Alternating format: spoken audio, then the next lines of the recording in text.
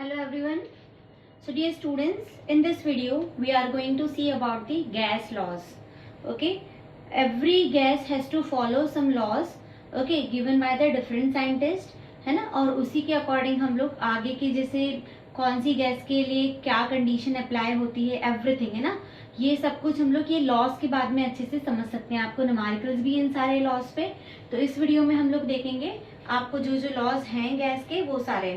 Okay, पहला law है बच्चों बॉयल्स लॉ.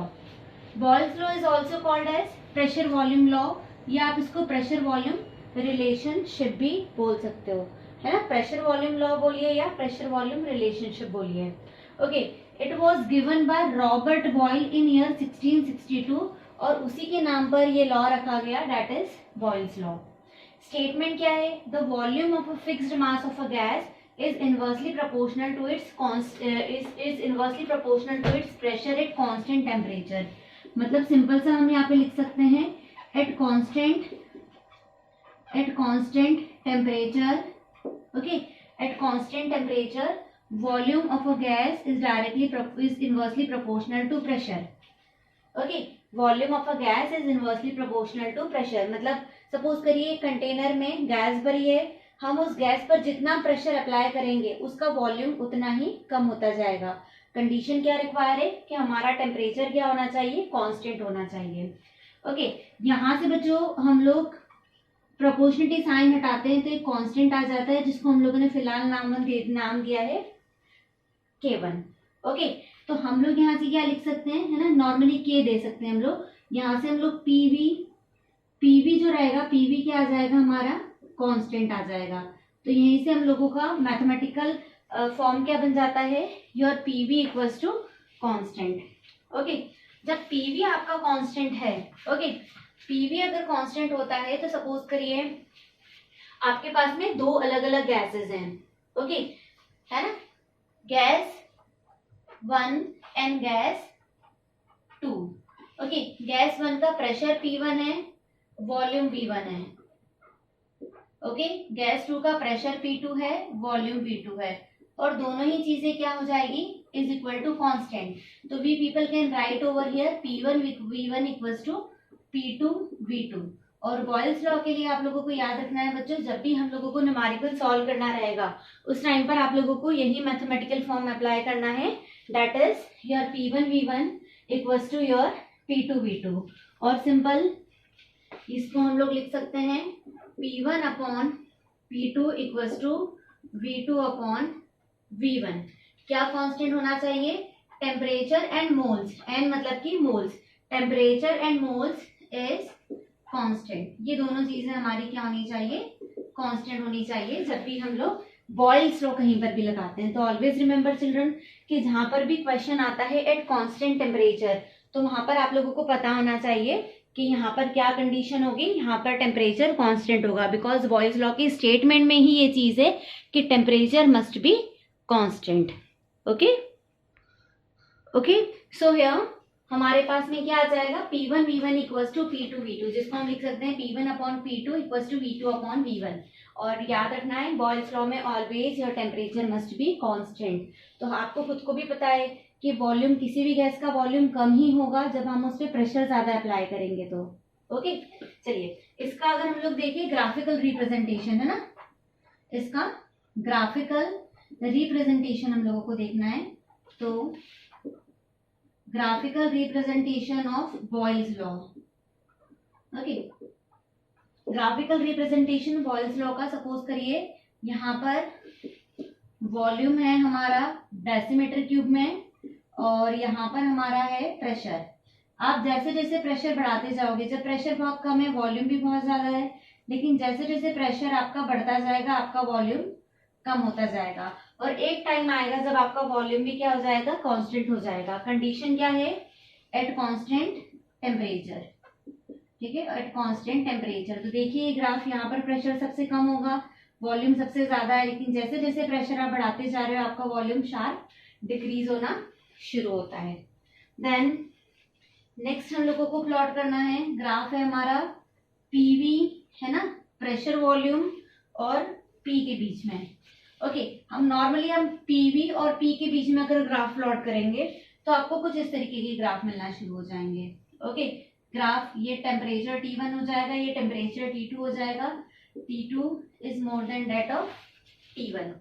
ओके, तो सिंपल सी बात है कि जब आप टेम्परेचर बढ़ाते हो तो पीवी की वैल्यू ओवरऑल प्रेशर वॉल्यूम की वैल्यू जो रहेगी ओवरऑल इंक्रीज हो जाएगी। पीवी वैल्यू ओवरऑल इंक्रीज होती है, तो प्रेशर वॉल्यूम और प्रेशर के बीच का जो ग्राफ रहेगा इस तरीके से स्ट्रेट लाइन आ जाएगी। ओके, जहां पर क्या हो जाएगा, हमारा पीवी की वैल्यू कांस्टेंट आएगी। ऑब्वियस सी बात है, पीवी और पी के बीच का तो कोई रिलेशन है नहीं, तो पीवी और पी के बीच का जब भी आप ग्राफ लेंगे तो it come out to be a constant. Okay, अच्छा, क्योंकि बच्चों ये दोनों ही ग्राफ है ना, ये दोनों ही ग्राफ कहाँ पर लिए गए हैं, दोनों ही ग्राफ लिए गए हैं कांस्टेंट टेम्परेचर पर, है ना। तो याद रखना, the graph taken at constant temperature. Okay, constant temperature पे लिए गए ग्राफ को हम बोलते हैं कॉल्ड एज आइसोथर्म। आइसो मतलब कि सेम और थर्म मतलब कि टेम्परेचर। तो क्योंकि ये दोनों ग्राफ कहाँ पर लिए गए हैं, कांस्टेंट टेम्परेचर पे लिए गए हैं, इसीलिए we call it isotherm.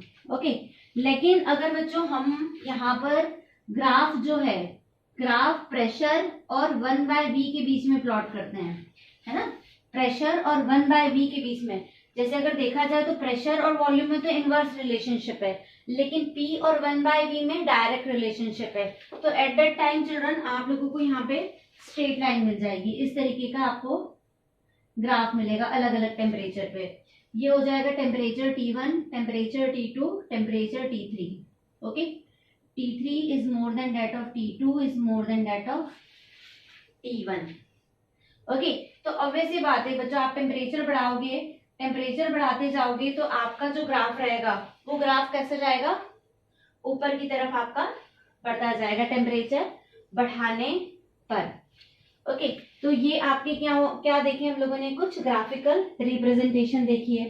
Okay, और अगर हम लोग बात करते हैं प्रैक्टिकल एप्लीकेशन की, है ना, प्रैक्टिकल एप्लीकेशन देखी जाए बॉयल्स लॉ की, तो प्रैक्टिकल एप्लीकेशन बॉयल्स लॉ की अगर देखा जाए तो जैसे ऊपर की तरफ हम लोग जाते हैं ना, हाई एल्टीट्यूड पर जाते हैं, तो हाई एल्टीट्यूड पर क्या हो जाता है, there is a decrease in pressure. Okay, ऊपर की तरफ क्या होता जा रहा है, डिक्रीज इन प्रेशर, प्रेशर कम होता जा रहा है, प्रेशर कम होता जा रहा है, इसीलिए आप लोगों ने देखा होगा कि हम लोगों को ऑक्सीजन का इनटेक भी कम होना शुरू हो जाता है, मतलब कि गैस का जो वॉल्यूम होता है वो वॉल्यूम भी क्या होना शुरू हो जाता है, मतलब ओवरऑल देखा जाए तो ऊपर की तरफ जैसे जैसे जाएंगे तो प्रेशर की वैल्यू क्या हो रही है, कम होती जा रही है ना। अल्टीट्यूड से ऊपर की तरफ जाएंगे, सी लेवल से ऊपर की तरफ जाएंगे तो प्रेशर की वैल्यू क्या होती जा रही है, कम होती जा रही है, और जिसकी वजह से क्या हो जाता है, ऑक्सीजन इनटेक में प्रॉब्लम आती है।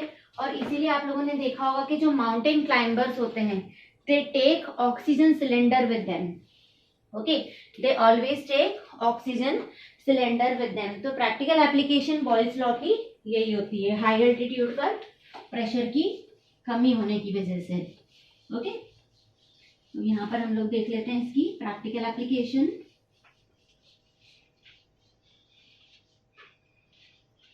सो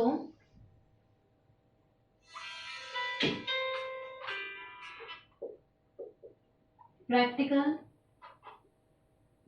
एप्लीकेशन ऑफ बॉयल्स लॉ क्या है, practical application at high altitude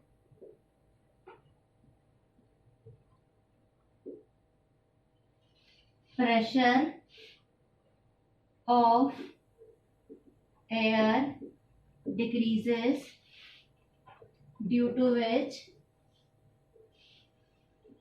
there is decrease in intake of oxygen, है ना। और कभी कभी इससे नौशिया, हेडेक, है ना, अनकॉन्शियसनेस, ये सब चीजें हम लोग ऑब्जर्व करते हैं।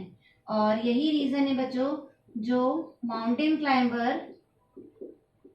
Climber take oxygen cylinder with them, oxygen cylinder with them, क्योंकि ऊपर जाएंगे आप लोग तो जैसे जैसे आप लोग ऊपर की तरफ जाते जाएंगे वैसे वैसे क्या होता जाएगा, प्रेशर की वैल्यू कम होती जाएगी। ओके, ऊपर जाने के साथ साथ क्या होता जाएगा, प्रेशर की वैल्यू कम होती जाएगी।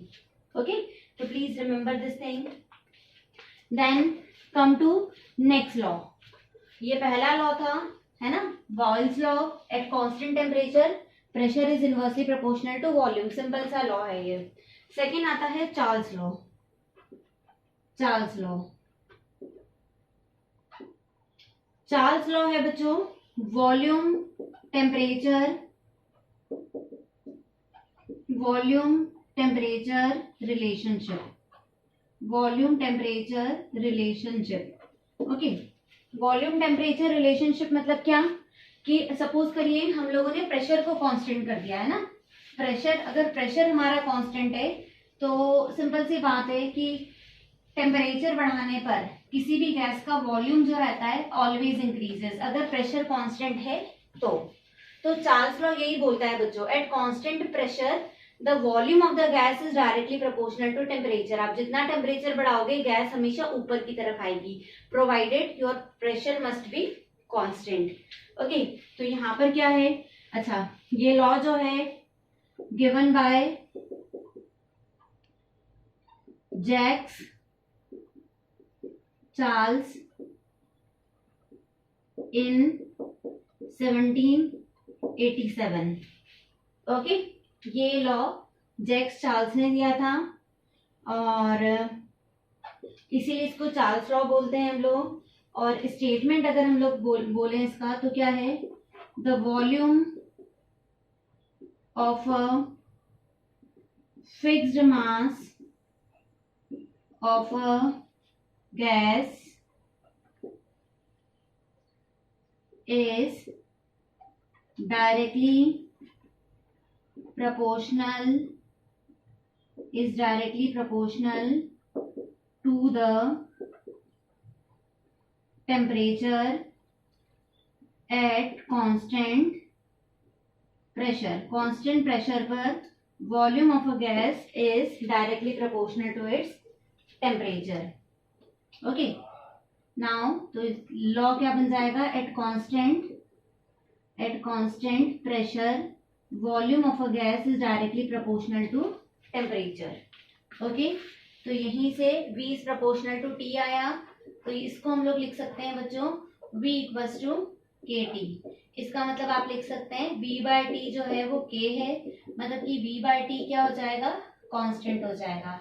V बाई टी कांस्टेंट हो जाएगा तो इक्वेशन क्या बनेगी, P1 V1 by T1 equals to V2 by T2 equals to V3 by T3।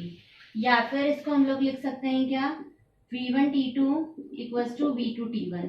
Okay, generally तो आपको ये चीज ध्यान रखनी है, V1 by T1 equals to V2 by T2 provided at constant temperature, sorry at constant pressure. आपका pressure जो है वो कांस्टेंट होना चाहिए।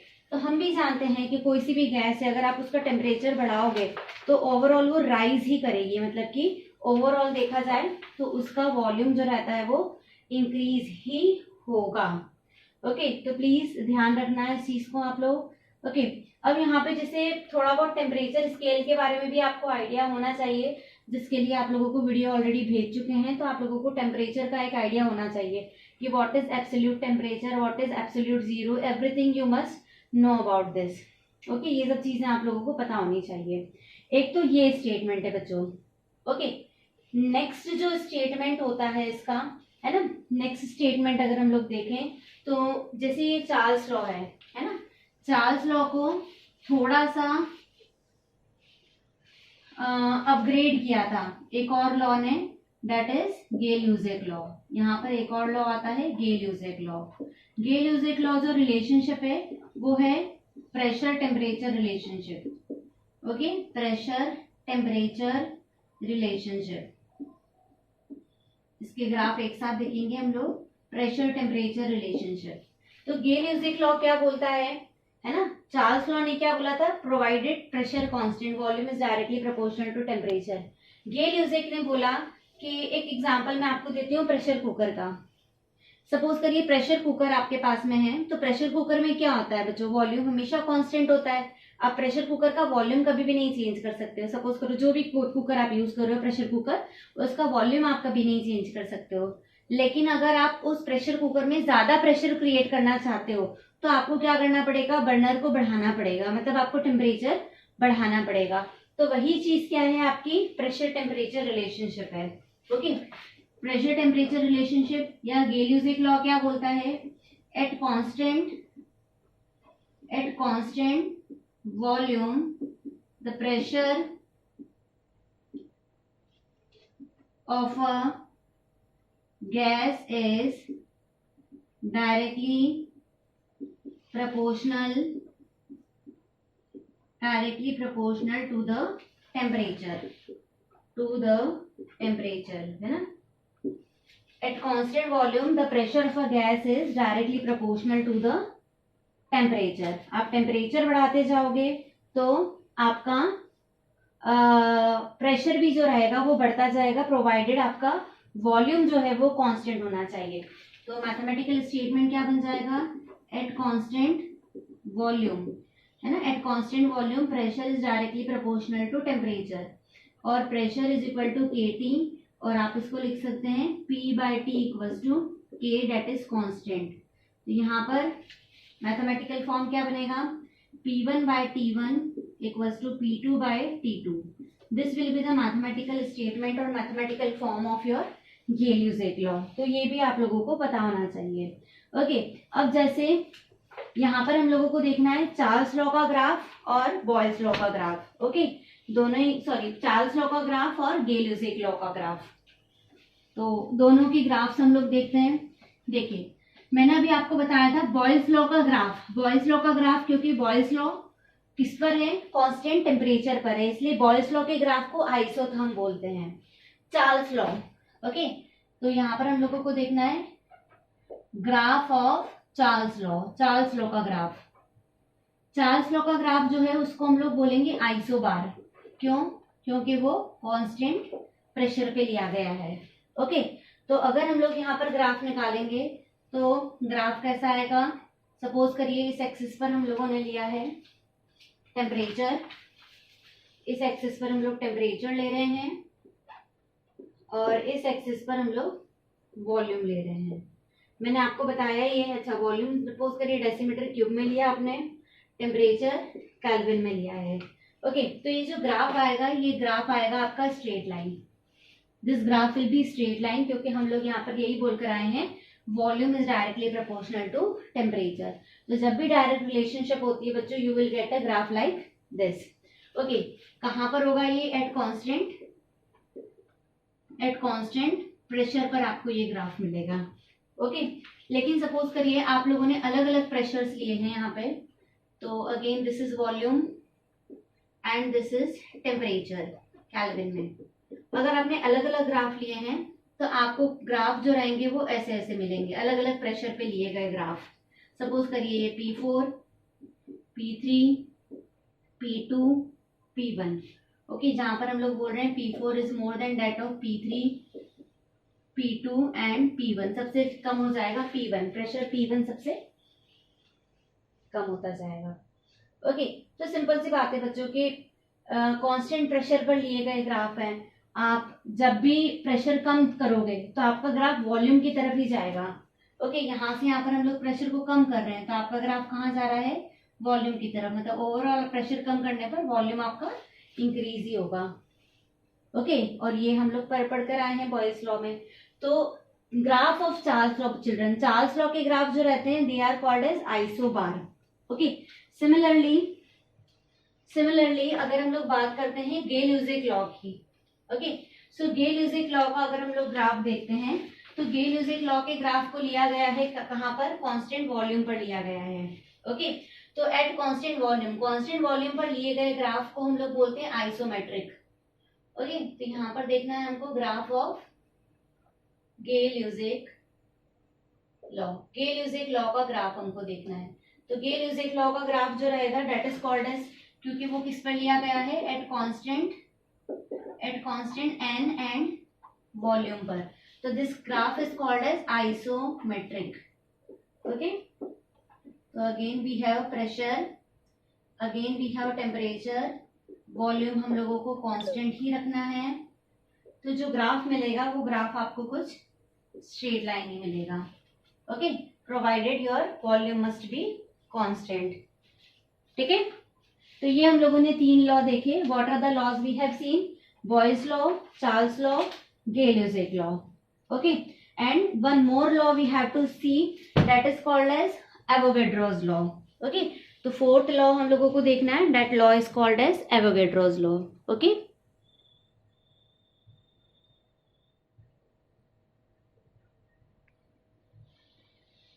okay, so here is our 5th law, that is Avogadro's law. ठीक है, Avogadro's law. एवोगैड्रोस लॉ जो है बच्चों, it is basically volume amount relationship. Okay, ये कौन सा रिलेशनशिप हो जाएगा? Volume amount relationship. Volume amount relationship important law है, कई बार इसकी एप्लीकेशन हम लोग लगाने वाले हैं. Okay, given by Amedeo Avogadro. Amedeo Avogadros in 1811. Okay, so यहाँ पर क्या है बच्चों? टेम्परेचर और pressure. When the temperature and pressure are constant, then अगर टेम्परेचर और प्रेशर कांस्टेंट है बच्चों, तो आपका क्या रहता है? Equal volume of the gases, है ना. Equal volume of all the gases contain equal number of moles. अगर प्रेशर और टेम्परेचर कांस्टेंट है तो यहाँ पर आ जाता है at constant temperature and pressure. अगर टेम्परेचर और प्रेशर कांस्टेंट है तो ना, at constant temperature and pressure equal volume of all the gases contains equal number of molecules. मतलब सिंपल सी बात है कि at constant temperature and pressure, constant temperature और प्रेशर पर volume of a gas is directly proportional to number of moles. Simple सा statement है. Provided your temperature and your pressure must be constant. Okay, फिलहाल यहाँ पे N को हम लोग ले लेते हैं नंबर ऑफ मॉलिक्यूल. बट आपको पता होना चाहिए कि आपका जो नंबर ऑफ मॉलिक्यूल होता है बच्चों, नंबर ऑफ मॉलिक्यूल्स हम लोग निकालते किससे हैं? नंबर ऑफ मोल से ही निकालते हैं. सो यहाँ पे सिंपल है कि number of molecule is directly proportional to number of moles. तो यहाँ पर हम लोग सिंपल सा लिख सकते हैं volume is directly proportional to number of moles, जहाँ पर ये स्मॉल एन क्या हो जाना है? हमारा नंबर ऑफ मोल्स हो जाएगा. ओके, यहाँ पर हमारा हो जाएगा V इक्वल्स टू KN हो जाएगा. N अगर देखा जाए, N होता है given mass upon molar mass, है ना. स्मॉल m को हम लोगों ने रिप्रेजेंट किया है यहाँ पे गिवन मास से. आप चाहें तो इसको W भी लिख सकते हैं, given mass upon molar mass. Okay, तो यहाँ पर हम लोग इसको क्या लिख सकते थे? यहाँ पर ये हो जाता वॉल्यूम, ये हो जाएगा K, ये हो जाएगा W और ये हो जाएगा कैपिटल M. ओके, यहाँ पर हम लोग M ऊपर ले लेते हैं, M K W और वॉल्यूम नीचे ले लिया हम लोगों ने. तो हम लोगों को यहाँ से जो चीज मिली, ओके, W अपॉन V जो मिला, W अपॉन V क्या हो गया? W अपॉन V हो गया है मास अपॉन वॉल्यूम. तो this mass upon volume is what? Actually this mass upon volume is your density. तो यहाँ पर हम लोग लगा सकते हैं हमारा formula m equals to kd. ये फॉर्मूला भी हमारा यहाँ पर इम्प्लाई हो सकता है. ओके, तो एवोगैड्रोस लॉ में आप लोगों को ध्यान रखना है ये चीज, volume is directly proportional to number of moles. तो एक बार हम लोग थोड़ा सा रिकॉल कर लेते हैं हमारे सारे लॉज. तो सबसे पहला है Boyle's law. Okay, Boyle's law, then come to Charles law, then come to Gay-Lussac law, and then come to Avogadro's law. Okay, ये क्या है, at constant temperature pressure is direct inversely proportional to volume of a gas. At constant pressure volume of a gas is directly proportional to temperature. Gay-Lussac law, at constant volume pressure is directly proportional to temperature. Avogadro's law, at constant temperature and pressure volume is directly proportional to number of moles. ये चारों laws हैं. यहाँ पर जो equation हमारी बन रही है वो बन रही है P1 V1 equals to P2 V2. Okay, यहाँ पर हमारा बन रहा है V1 upon T1 equals to V2 upon T2. Okay, ये है एट कांस्टेंट टेम्परेचर, ये है एट कांस्टेंट प्रेशर. यहाँ पर बन जाना है P1 bye T1 equals to P2 bye T2. और ये ग्राफ है एट कांस्टेंट वॉल्यूम, और यहाँ पर बन जाएगा हमारा volume is directly proportional to number of mole at constant temperature and pressure. Okay, then come to उसके ग्राफ चिल्ड्रन. बॉयल्स लॉ के ग्राफ आइसोथर्म कहलाते हैं. चार्ल्स लॉ के ग्राफ आइसोबार कहलाएंगे. ओके, गे-ल्यूसेक लॉ के ग्राफ आइसोमेट्रिक कहलाएंगे. और इसके लिए हम लोग कोई ग्राफ नहीं बनाते हैं. तो ये जो है बच्चों जनरली जो आपको चार चीजें याद रखनी है. एक ये याद रखिए, एक ये एंड द लास्ट वन ये. बस कंडीशन पता होनी चाहिए. कांस्टेंट टेम्परेचर है तो बॉयल्स लॉ है ना, कांस्टेंट प्रेशर है तो चार्ल्स लॉ, कांस्टेंट वॉल्यूम है तो गे-ल्यूसेक लॉ, और एवोगैड्रोस लॉ सिंपल है, वो याद हो सकता है. ओके, अब आगे हम लोग देखने वाले हैं बच्चों कि ये सारी इक्वेशन को जब हम लोग कंबाइन करते हैं, है ना, जो गैसेस इन सारे लॉज को फॉलो करती है वो बन जाती है हमारी आइडियल गैस. तो जो हम देखेंगे हमारे नेक्स्ट वीडियो में. पहले बहुत ज़्यादा ज़रूरी है आपको यहाँ तक आए सब चीज़ें, यहाँ तक आपको पहले न्यूमेरिकल की प्रैक्टिस करवाई जाएगी. उसके बाद में हम लोग स्टार्ट करेंगे आइडियल गैस इक्वेशन को. आइडियल गैसेस देखेंगे क्या होती है ideal gases. Okay, so this is sufficient for this video. I think आप लोगों को अच्छे से क्लियर हुआ होगा. Thank you so much.